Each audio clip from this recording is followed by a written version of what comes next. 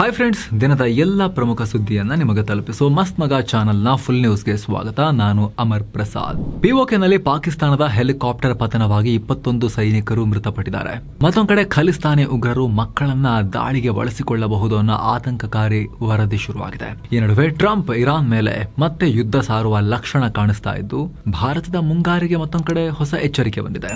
ಗಾಡ್ಜಿಲ್ಲಾ L ನಿನೋ ಬರುತ್ತೆ, ದೊಡ್ಡ ಕಂಟಕ ಕಾದಿದೆ ಅಂತ ವಿಶ್ವಸಂಸ್ಥೆ ಎಚ್ಚರಿಸಿದೆ. ವಿಶ್ವಸಂಸ್ಥೆ ಎಲ್ಲವನ್ನ ಒನ್ ಬೈ ಒನ್ ನಾವೀಗ ನೋಡ್ತಾ ಹೋಗೋಣ ಸ್ನೇಹಿತರೆ. ಮೊದಲು ಪಿಒಕೆನಲ್ಲಿ ಏನಾಗಿದೆ ಅಂತ ಹೇಳಿ ನೋಡಿಕೊಂಡು ಮುಂದಕ್ಕೆ ಹೋಗೋಣ. ಪಾಕ್ ಆಕ್ರಮಿತ ಕಾಶ್ಮೀರದಲ್ಲಿ ಪಾಕಿಸ್ತಾನ ಸೇನೆಗೆ ಸೇರಿದ ಹೆಲಿಕಾಪ್ಟರ್ ಪತನ ಆಗಿದೆ. 21 ಯೋಧರು ಮೃತಪಟ್ಟಿದ್ದಾರೆ. ಮುಜಫರಾಬಾದ್ ಬಳಿಯಲ್ಲಿ ಈ ಘಟನೆಯಾಗಿದೆ. ನೀಲಂ ಕಣಿವೆ ಪ್ರದೇಶದಲ್ಲಿ MI-17 ಹೆಲಿಕಾಪ್ಟರ್ನಲ್ಲಿ ಯೋಧರನ್ನ ಕರೆದುಕೊಂಡು ಹೋಗುವಾಗ ಈ ಅಪಘಾತ ಆಗಿದೆ. ಹೆಲಿಕಾಪ್ಟರ್ನಲ್ಲಿದ್ದ ಯಾರೊಬ್ಬರು ಬದುಕುಳಿದಿಲ್ಲ ಅಂತ ಪಾಕ್ ಸೇನೆ ಕನ್ಫರ್ಮ್ ಮಾಡಿದೆ. ಈ ದುರಂತದ ನಿಖರ ಕಾರಣವನ್ನ ಪತ್ತೆ ಹಚ್ಚೋಕೆ ಉನ್ನತ ಮಟ್ಟದ ತನಿಖೆಗೆ ಆದೇಶ ಕೊಡಲಾಗಿದೆ. ಸದ್ಯ ಪಿಒಕೆ ಭಾಗದಲ್ಲಿ ಭಾರಿ ಪ್ರತಿಭಟನೆ ಮತ್ತು ಹಿಂಸಾಚಾರ ನಡೀತಾ ಇದೆ. ಹೀಗಾಗಿ ಪ್ರತಿಭಟನಾಕಾರರೇ ಹೆಲಿಕಾಪ್ಟರ್ ನ ಹೊಡೆದುರುಳಿಸಿದ್ದಾರೆ ಅಂತೆಲ್ಲ ಸುದ್ದಿ ಹರಿದಾಡಿತ್ತು. ಆದ್ರೆ ಇದಕ್ಕೆ ಯಾವುದೇ ಸ್ಪಷ್ಟ ಸಾಕ್ಷ್ಯ ಇಲ್ಲ. ಪ್ರತಿಭಟನಾಕಾರರಿಗೆ ಹೆಲಿಕಾಪ್ಟರ್ ಹೊಡೆಯುವಷ್ಟು ಸಾಮರ್ಥ್ಯ ಎಲ್ಲಿಂದ ಬಂತು ಒಂದು ವೇಳೆ ಇದ್ರೂ ಕೂಡ ಏನ್ ಬಳಸಿ ಹೊಡೆದ್ರು ಅದೆಲ್ಲ ಸದ್ಯಕ್ಕೆ ಸಾಕ್ಷ್ಯ ಇಲ್ಲ. ಹೀಗಾಗಿ ಟೇಕ್ ಆಫ್ ವೇಳೆ ಕೆಲ ತಾಂತ್ರಿಕ ದೋಷ ಕಾಣಿಸಿಕೊಂಡಿದ್ದೇ ದುರಂತಕ್ಕೆ ಕಾರಣ ಇರಬಹುದು ಅಂತ Pakistan army media wing inter services public relations ISPR ಮಾಹಿತಿ ಕೊಟ್ಟಿದೆ. ಇನ್ನು ಮುಂಗಾರು ಆರಂಭದಲ್ಲೇ ಎಲ್ ನಿನೋ ಬಗ್ಗೆ ವಿಜ್ಞಾನಿಗಳು ದೊಡ್ಡ ಎಚ್ಚರಿಕೆ ಕೊಟ್ಟಿದ್ದಾರೆ. ಅತಿಯಾದ ತೀವ್ರತೆ ಹೊಂದಿರೋ ಗಾಡ್ಜಿಲ್ಲಾ ಎಲ್ ನಿನೋ ನಮ್ಮ ಮನೆ ಬಾಗಿಲಿಗೆ ಬರ್ತಾ ಇದೆ ಅಂತ ಹೇಳಿ ವಾರ್ನಿಂಗ್ ಕೊಟ್ಟಿದ್ದಾರೆ. ಎಲ್ ನಿನೋ ಆಯ್ತು, ಮೆಗಾ ಆಯ್ತು, ಸೂಪರ್ ಎಲ್ ನಿನೋ ಆಯ್ತು, ಈಗ ಗಾಡ್ಜಿಲ್ಲಾ ಎಲ್ ನಿನೋ ಅಂತೆ. ಅದರಲ್ಲೂ ಕೂಡ ಭಾರತದ ಮೇಲೂ ದೊಡ್ಡ ವಿನಾಶಕಾರಿ ಪರಿಣಾಮ ಇದು ಬೀರುತ್ತೆ ಅಂತ ವಿಜ್ಞಾನಿಗಳು ಎಚ್ಚರಿಕೆ ಕೊಟ್ಟಿದ್ದಾರೆ. ಮುಂಗಾರು ಮಳೆ ಮೇಲೆ ಭಾರಿ ಹೊಡೆತ ಬೀಳುತ್ತೆ ಅಂತ ಹೇಳಿದ್ದಾರೆ. ಇದರ ಪರಿಣಾಮ ಹಳ್ಳಿಗಳಿಂದ ಹಿಡಿದು ನಗರಗಳ ತನಕ ತಟ್ಟುತ್ತೆ.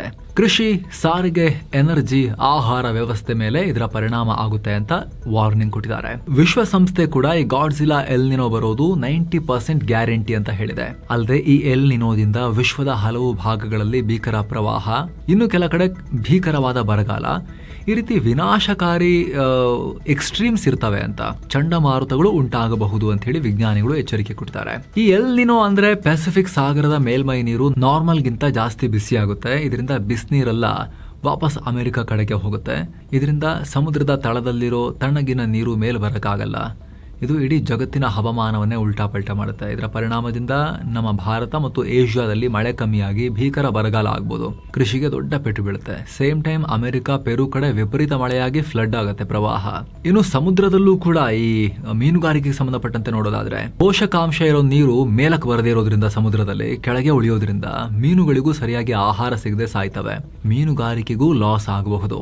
ಜೊತೆಗೆ ಈ ಡ್ರೈ ವಾತಾವರಣದಿಂದ ಅಮೆಜಾನ್ ಅಂತಹ ಕಾಡುಗಳಲ್ಲಿ ಫಾರೆಸ್ಟ್ ಫೈರ್ ರಿಸ್ಕ್ ಕೂಡ ತುಂಬಾನೇ ಜಾಸ್ತಿ ಇರುತ್ತೆ. ಇದರ ಬಗ್ಗೆ ನಾವು ಆಲ್ರೆಡಿ ಡೀಟೇಲ್ ಆಗಿ ಮಾಹಿತಿಯನ್ನು ಕೊಟ್ಟಿದ್ದೀವಿ ಸ್ನೇಹಿತರೆ ಈ ವಿಡಿಯೋದಲ್ಲಿ. ಫುಲ್ ನ್ಯೂಸ್ ಎಂಡಲ್ಲಿ ಇದನ್ನು ನಾವು ಸ್ಕ್ರೀನ್ ಮೇಲೆ ತರ್ತೀವಿ. ಟ್ಯಾಪ್ ಮಾಡೋ ಮೂಲಕ ನೀವು ಆ ವಿಡಿಯೋಗೆ ಜಂಪ್ ಆಗ್ಬೋದು. ಇತ್ತ ಅಮೆರಿಕ ಮತ್ತು ಇರಾನ್ ನಡುವಿನ ಸಂಘರ್ಷ ಮತ್ತೆ ದೊಡ್ಡ ಪ್ರಮಾಣದಲ್ಲಿ ಭುಗಿಲೇಳೋ ರೀತಿ ಕಾಣಿಸ್ತಾ ಇದೆ. ಟ್ರಂಪ್ ಇರಾನ್ ಮೇಲೆ ದೊಡ್ಡ ಪ್ರಮಾಣದ ದಾಳಿಗೆ ಮುಂದಾಗಿದ್ದಾರೆ ಅನ್ನೋ ಮಾಹಿತಿ ಬರ್ತಾ ಇದೆ. ಬುಧವಾರ ನಡೆದ ಫೋನ್ ಸಂದರ್ಶನವನ್ನ ಉಲ್ಲೇಖಿಸಿ ಅಮೆರಿಕದ ಫಾಕ್ಸ್ ನ್ಯೂಸ್ ಈ ವರದಿಯನ್ನ ಬಿಡುಗಡೆ ಮಾಡಿದೆ. ಇರಾನ್ನ ಪವರ್ ಪ್ಲಾಂಟ್ ಮತ್ತು ಸೇತುವೆಗಳನ್ನ ಗುರಿಯಾಗಿಸಿ ಹೊಸ ದಾಳಿ ಮಾಡೋಕೆ ಟ್ರಂಪ್ ಪ್ಲಾನ್ ಮಾಡಿದ್ದಾರೆ ಅಂತ ಉಲ್ಲೇಖ ಮಾಡಿದ್ದಾರೆ. ಇದರ ಬೆನ್ನಲ್ಲೇ ಟ್ರಂಪ್ ಕೂಡ ಹೊಸ ಪೋಸ್ಟ್ ಹಾಕಿದ್ದಾರೆ. ಅದರಲ್ಲಿ ನಮ್ಮ ಜೊತೆ ಡೀಲ್ ಮಾಡ್ಕೊಳ್ಳೋಕೆ ಇರಾನ್ ಜಾಸ್ತಿ ಟೈಮ್ ತಗೊಳ್ತಾ ಇದೆ, ಅದಕ್ಕೆ ಅವರು ತಕ್ಕ ಬೆಲೆ ತೆರಬೇಕಾದ ಟೈಮ್ ಬಂದಿದೆ ಅಂತ ಹೇಳಿದ್ದಾರೆ. ಅಲ್ಲದೆ ಇರಾನ್ ಕೇವಲ ಬರೀ ಮಾತಾಡುತ್ತೆ, ಯಾವುದೇ ಆಕ್ಷನ್ನೇ ತಗೊಳ್ಳಲ್ಲ ಅಂತ ಟ್ರಂಪ್ ಹೇಳಿದ್ದಾರೆ. ಹಾಗೆ ಇರಾನ್ ಅನ್ನ ಮಿಡಲ್ ಈಸ್ಟ್ ನ ಬುಲ್ಲಿ ಪುಂಡ ಅಂತ ಕರೀತಿದ್ದಾರೆ.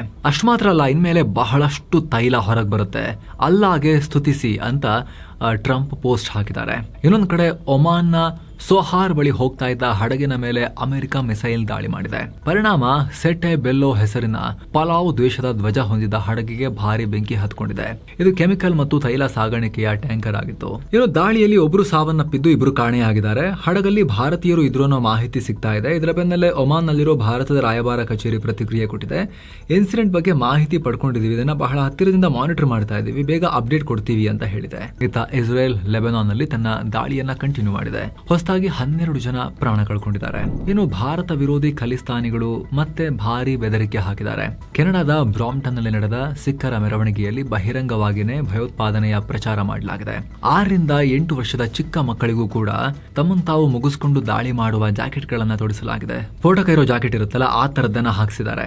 ಹಾಗೆ ಮಾಜಿ ಪ್ರಧಾನಿ ಇಂದಿರಾ ಗಾಂಧಿ ಹತ್ಯೆಯ ಸ್ತಬ್ಧ ಚಿತ್ರವನ್ನ ಕೂಡ ಪ್ರದರ್ಶಿಸಲಾಗಿದೆ. ಹಾಗೆ ಖಲಿಸ್ತಾನಿ ಧ್ವಜ ಹಿಡಿದು ಆಪರೇಷನ್ ಬ್ಲೂ ಸ್ಟಾರ್ ಸೇಡಿನ ಘೋಷಣೆ ಕೂಗಿದ್ದಾರೆ. ಇದರ ಬಗ್ಗೆ ಈಗ ಆಲ್ರೆಡಿ ಭಾರತದ ಗುಪ್ತಚರ ಇಲಾಖೆ ತೀವ್ರ ಕಳವಳ ವ್ಯಕ್ತಪಡಿಸಿದೆ. ಪಾಕಿಸ್ತಾನದ ISI ಬೆಂಬಲದಿಂದ ಈ ತರ ದಾಳಿನೂ ಅವರು ಮಾಡಬಹುದು, ಪ್ರಯತ್ನ ಪಡಬಹುದು. ದಾಳಿಗೆ ಚಿಕ್ಕ ಮಕ್ಕಳನ್ನ ಬಳಸ್ಕೊಂಡ್ರು ಕೂಡ ಆಶ್ಚರ್ಯ ಇಲ್ಲ, ಅದಕ್ಕೆ ತಯಾರಿ ನಡೆಸ್ತಾ ಇದ್ದಾರೆ ಅವರು ಅಂತ ಹೇಳಿ ಆತಂಕ ಶುರುವಾಗಿದೆ. ಏನೋ ಶ್ರೀಲಂಕಾ ಕಡೆಯಿಂದ ಇಡೀ ಜಗತ್ತೇ ಬೆಚ್ಚಿ ಬೀಳೋ ಸುದ್ದಿ ಬರ್ತಾ ಇದೆ. ಸ್ವಲ್ಪ ಹಿಂದಕ್ಕೆ ಹೋಗಬೇಕು ಅರ್ಥ ಆಗಬೇಕು ಅಂದ್ರೆ 2019ರಲ್ಲಿ ನಡೆದಿದ್ದ ಈಸ್ಟರ್ ಉಗ್ರ ದಾಳಿ ನಿಮಗೆ ನೆನಪಿರಬಹುದು. ಈಸ್ಟರ್ ಹಬ್ಬದ ದಿನ ಕ್ರೈಸ್ತರನ್ನ ಟಾರ್ಗೆಟ್ ಮಾಡಿಕೊಂಡು ದಾಳಿ ಮಾಡಲಾಗಿತ್ತು. 279 ಜನ ಮೃತಪಟ್ಟಿದ್ರು. ಜಾಗತಿಕ ಉಗ್ರ ಸಂಘಟನೆ IS ಆಗ ತಾನು ಮಾಡಿದ್ದು ಅಂತ ಹೇಳ್ಕೊಂಡಿತ್ತು. ಆದ್ರೆ ಈಗ ಈ ದಾಳಿಯ ಹಿಂದೆ ಖುದ್ದು ಶ್ರೀಲಂಕಾದ ಗುಪ್ತಚರ ದಳದ ಮುಖ್ಯಸ್ಥನೇ ಇದ್ದ ಅಂತ ಶ್ರೀಲಂಕಾ ಸರ್ಕಾರ ತನಿಖೆಯ ಬಳಿಕ ಅನೌನ್ಸ್ ಮಾಡಿದೆ. ಸಂಸತ್ನಲ್ಲಿ ಶ್ರೀಲಂಕಾ ಪಬ್ಲಿಕ್ ಸೆಕ್ಯೂರಿಟಿ ಮಿನಿಸ್ಟರ್ ಆನಂದ ವಿಜಯಪಾಲ ಈ ಬಗ್ಗೆ ಮಾಹಿತಿ ಕೊಟ್ಟಿದ್ದಾರೆ. ಮಾಜಿ ಮೇಜರ್ ಜನರಲ್, ಆ ಟೈಮ್ನಲ್ಲಿ ಇಂಟೆಲಿಜೆನ್ಸ್ ಚೀಫ್ ಕೂಡ ಆಗಿದ್ದ ಸುರೇಶ್ ಸಲ್ಲೆ ಉಗ್ರಗಾಮಿಗಳೊಂದಿಗೆ ಸೇರ್ಕೊಂಡು ಈ ಸಂಚನ ರೂಪಿಸಿದ್ದ. ದಾಳಿಗೂ ಮುನ್ನ ಈತನೇ ಚರ್ಚ್ಗಳ ಮಾಹಿತಿಯನ್ನ ಕಲೆ ಹಾಕಿದ್ದ. ಈತನೇ ದಾಳಿಗೆ ನಿರ್ದೇಶನ ಕೊಟ್ಟಿದ್ದ ಅಂತ ಸಚಿವರು ಸ್ಪಷ್ಟಪಡಿಸಿದ್ದಾರೆ. ಈ ವಿಚಾರ ಹೊರಬೀಳ್ತಿದ್ದ ಹಾಗೆ ಲಂಕಾ ಮಾಜಿ ಅಧ್ಯಕ್ಷ ಗೋಟಬಯ ರಾಜಪಕ್ಸಗೂ ಸಂಕಷ್ಟ ಎದುರಾಗಿದೆ. ಗೋಟಬಯ ರಾಜಪಕ್ಸ ದೇಶ ಬಿಟ್ಟು ಹೋಗದಂತೆ ಕೋರ್ಟ್ ಸೂಚನೆ ಕೊಟ್ಟಿದೆ.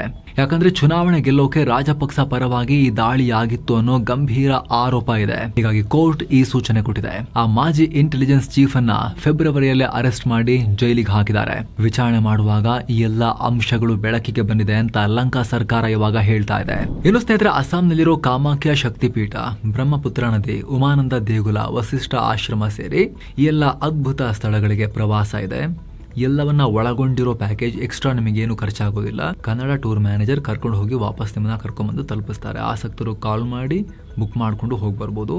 ಹಿರಿಯ ನಾಗರಿಕರಿದ್ರೆ ಅವರಿಗೆ ಸ್ಪೆಷಲ್ ಕೇರ್ ಕೂಡ ಇರುತ್ತೆ. ಏನೋ PM ಮೋದಿ ವಿಶಿಷ್ಟ ಸಾಧನೆ ಮಾಡಿದ್ದಾರೆ. ಭಾರತದ ಅತಿ ಸುದೀರ್ಘ ಅವಧಿಯ ಚುನಾಯಿತ ಪ್ರಧಾನಿಯನ್ನು ದಾಖಲೆ ಮಾಡಿದ್ದಾರೆ. ಈ ಮೂಲಕ ದೇಶದ ಮೊದಲ ಪ್ರಧಾನಿ ನೆಹರು ಅವರ ದಾಖಲೆಯನ್ನ ಮೋದಿ ಬ್ರೇಕ್ ಮಾಡಿದ್ದಾರೆ. ಜೂನ್ 10ರ ಲೆಕ್ಕಾಚಾರದ ಪ್ರಕಾರ ಮೋದಿ ನಿರಂತರವಾಗಿ 4399 ದಿನಗಳನ್ನು ಪೂರೈಸಿದ್ದಾರೆ. 2ನೇ ಸ್ಥಾನದಲ್ಲಿ ನೆಹರು ಇದ್ದಾರೆ. ಇವರು ನಿರಂತರವಾಗಿ 4398 ದಿನಗಳ ಕಾಲ ಅಧಿಕಾರದಲ್ಲಿದ್ದರು. 3ನೇ ಸ್ಥಾನದಲ್ಲಿ ಇಂದಿರಾ ಗಾಂಧಿ ಅವರಿದ್ದಾರೆ. ನಿರಂತರವಾಗಿ 4078 ದಿನ ಪ್ರಧಾನಿಯಾಗಿದ್ದರು. ಇದು ಚುನಾಯಿತ ಪ್ರಧಾನಿ, ಜನರಿಂದ ವೋಟ್ ತಗೊಂಡು ಆಯ್ಕೆಯಾಗಿ ಚುನಾಯಿತ ಪ್ರಧಾನಿಗಳ ಪಟ್ಟಿಯಲ್ಲಿ. ಆದರೆ ಸತತವಾಗಿ ಅಲ್ಲದೆ ಒಟ್ಟಾರೆ ಚುನಾಯಿತ ಪ್ರಧಾನಿ ಅಂತ ಬಂದಾಗ ಇಂದಿರಾ ಗಾಂಧಿ ಫಸ್ಟ್ ಬರ್ತಾರೆ. ಇವರು 1966ರಿಂದ 1975 ತನಕ ಚುನಾಯಿತ ಪ್ರಧಾನಿಯಾಗಿದ್ದರು. ಆಮೇಲೆ 2 ವರ್ಷ ಎಮರ್ಜೆನ್ಸಿ ತಗೊಂಬಂದು ಅವರು PM ಆಗಿ ಕಂಟಿನ್ಯೂ ಆದರು. ಅದು ಒಂಥರ ಸಂವಿಧಾನ ಬಾಹಿರ ಅಥವಾ ಒಂಥರ ಮಾರಲಿ ಅದು ಕೌಂಟ್ ಆಗಲ್ಲ. ಜನರಿಂದ ಆಯ್ಕೆ ಆಗಿರಲಿಲ್ಲ ಅವರು. ತುರ್ತು ಪರಿಸ್ಥಿತಿ ಹೇರಿ ಡಿಕ್ಟೇಟರ್ಶಿಪ್ ಥರ ಇತ್ತು ಅದು, ಅದನ್ನು ಕೌಂಟ್ ಮಾಡಲ್ಲ. ಇನ್ನು 1980ರಿಂದ 84 ತನಕ ಇಂದಿರಾ ಗಾಂಧಿ ಮತ್ತೆ PM ಆಗಿದ್ರು.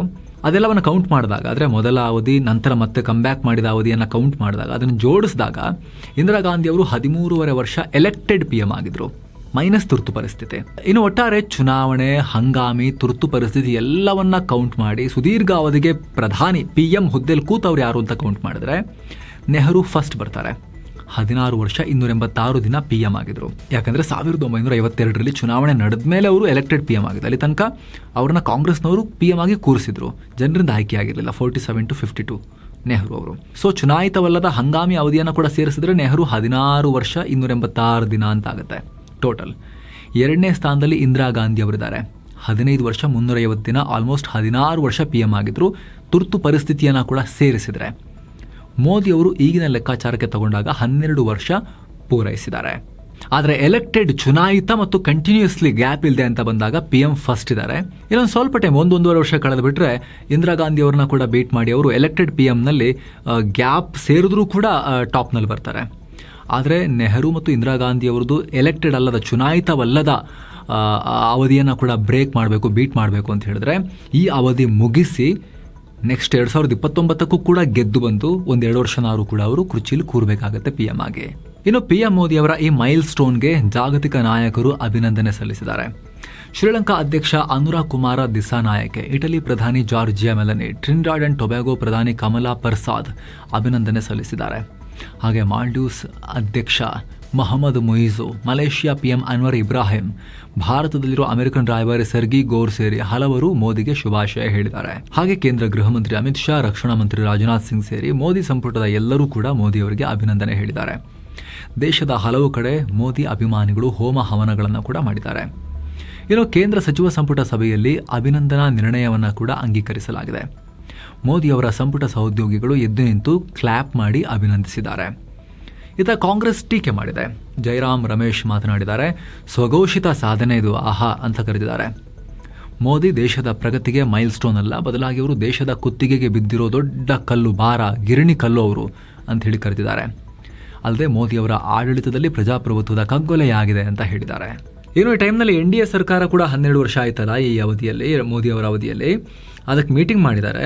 ಈ ಮೀಟಿಂಗ್ನಲ್ಲಿ 22 NDA ಆಡಳಿತದ ರಾಜ್ಯಗಳ ಮುಖ್ಯಮಂತ್ರಿಗಳು, DCMಗಳು ಸೇರಿ ಹಲವು ನಾಯಕರು ಮೋದಿಗೆ ಕಂಗ್ರ್ಯಾಚುಲೇಷನ್ ಹೇಳಿದ್ದಾರೆ. PM ಮೋದಿ ಮಾತನಾಡಿದ್ರು, 2014ಕ್ಕೂ ಮುಂಚೆ ಇದ್ದ ಅಸ್ಥಿರತೆಯಿಂದ ದೇಶಕ್ಕೆ ದೊಡ್ಡ ಲಾಸ್ ಆಗಿತ್ತು. ಆದ್ರೀಗ ಜನ ಒಂದು ಸ್ಟೇಬಲ್ ಸರ್ಕಾರದ ಕೆಲಸ ಮತ್ತು ನಿರ್ಧಾರಗಳನ್ನು ನೋಡ್ತಾ ಇದ್ದಾರೆ. ಕಾಂಗ್ರೆಸ್ನ ಮೋಸದ ನಂತರ ಜನ ನಮ್ಮ ಮೇಲಿಟ್ಟ ನಂಬಿಕೆಯನ್ನು ನಾವು ಉಳಿಸ್ಕೊಂಡಿದ್ದೀವಿ ಅಂತ ಹೇಳಿದ್ದಾರೆ. ನಮ್ಮ ಅವಧಿಯಲ್ಲಿ ಬರೋಬ್ಬರಿ 25 ಕೋಟಿ ಜನ ಬಡತನದಿಂದ ಆಚೆ ಬಂದಿದ್ದಾರೆ ಅಂತ ಹೇಳಿದ್ದಾರೆ.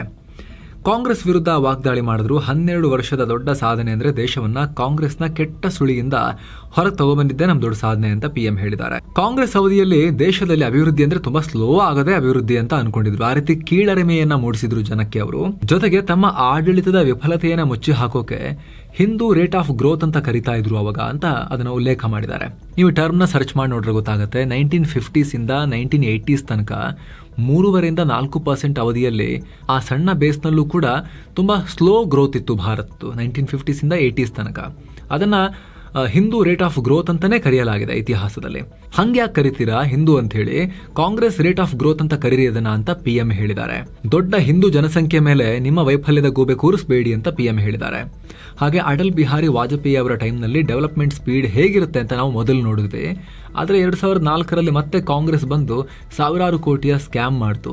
ಆದರೆ 2014ರಲ್ಲಿ NDA ಬಂದ ಮೇಲೆ ದಶಕಗಳಲ್ಲಿ ಆಗ್ತಿದ್ದ ಕೆಲಸ ತಿಂಗಳುಗಳಲ್ಲೇ ಆಗ್ತಾ ಇದೆ ಅಂತ ಹೇಳಿದ್ದಾರೆ.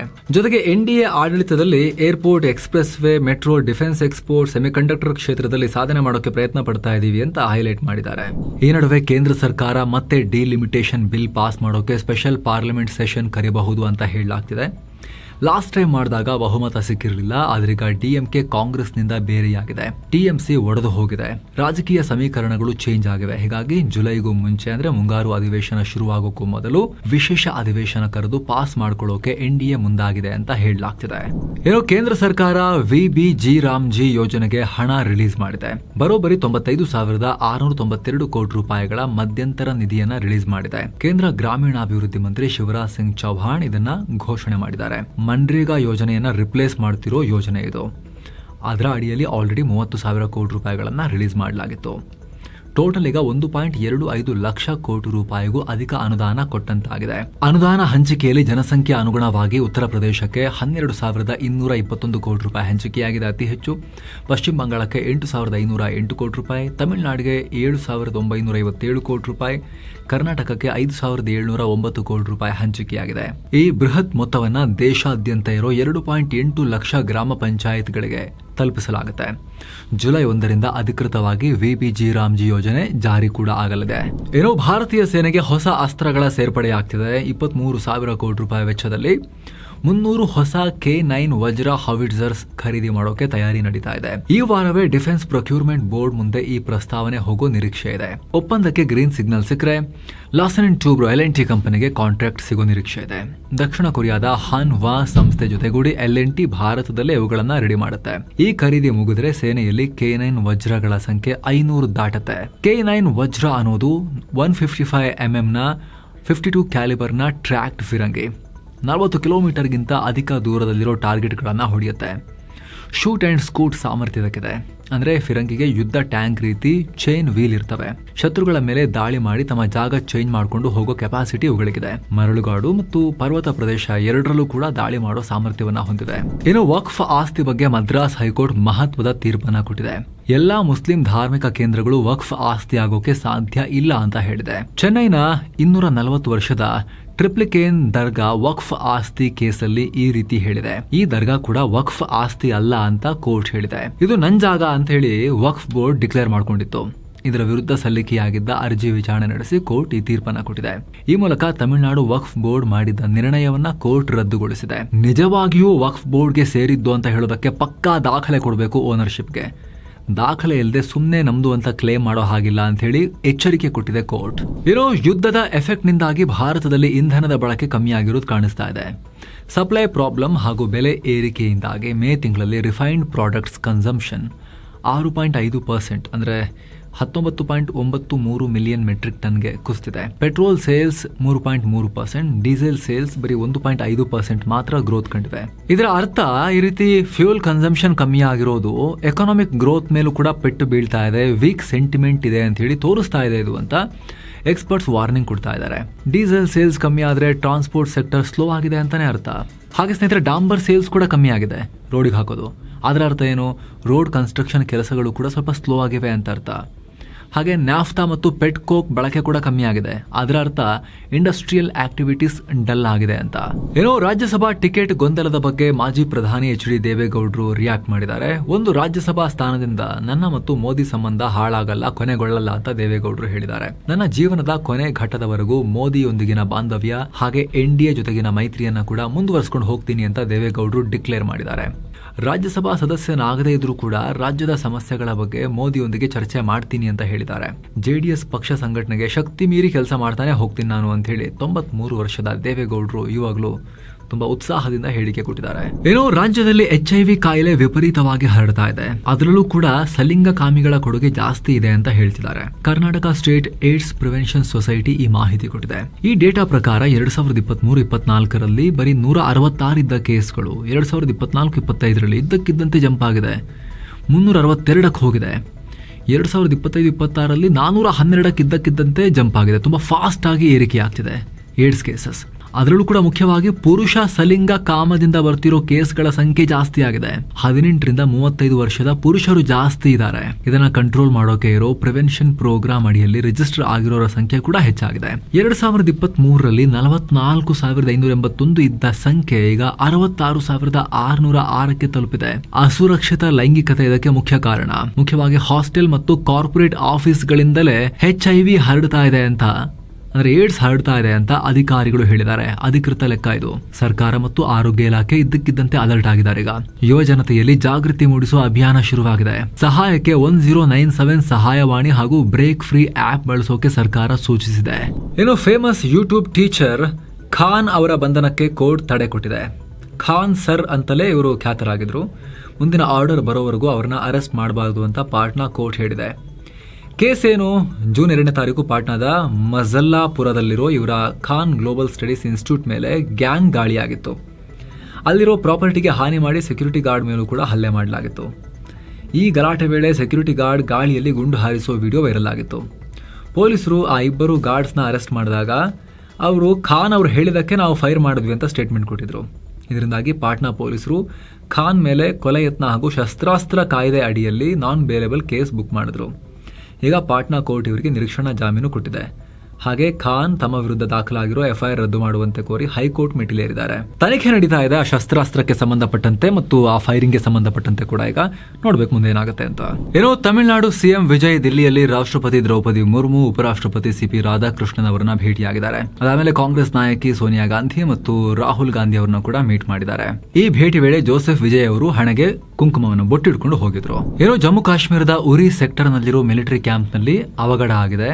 ಕೈ ಸ್ಫೋಟಕವೊಂದು ಸ್ಫೋಟಗೊಂಡು ಇಬ್ಬರು ಯೋಧರು ಹುತಾತ್ಮರಾಗಿದ್ದಾರೆ. ಆಯುಧಗಳನ್ನ ಹ್ಯಾಂಡಲ್ ಮಾಡುವಾಗ ಅಪಘಾತ ಆಗಿದೆ ಅಂತ ಹೇಳ್ತಿದ್ದಾರೆ. ತನಿಖೆ ನಡೀತಾ ಇದೆ.